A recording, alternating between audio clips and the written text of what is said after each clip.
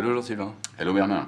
What are the consequences of the massive and recent injection of cash from central banks? We are in an incredible environment with very aggressive central banks and very aggressive monetary policies.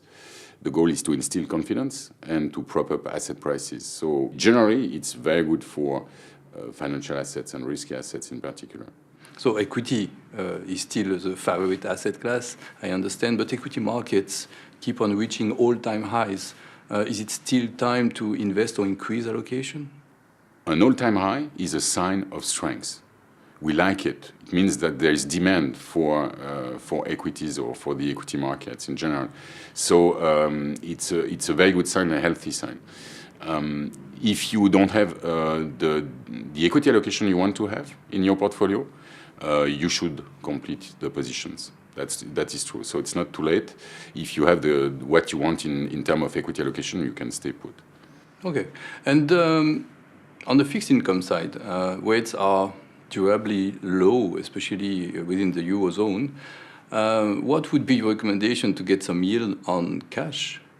Rates are not only low, they are sometimes negative nominal interest rates, which is an incredible situation once again. So when cash is becoming a liability, you have to find solutions. So we had some remaining cash in the portfolios. What we recommend currently, like we did for the Swiss franc last month, and for the same reasons, in fact, is to invest that cash in corporate bonds in US dollar.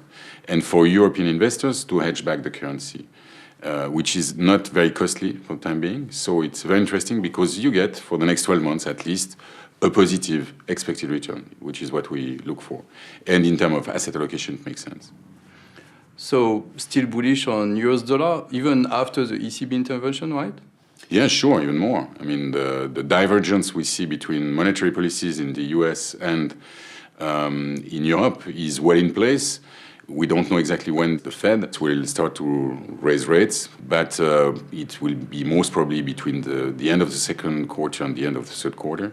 And so that is a very powerful argument for the US greenback.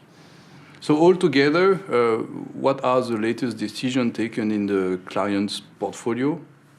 So as I mentioned before, we are investing the remaining cash in the portfolios into corporate bonds in US dollar. So that is for European portfolios and for US dollar portfolios.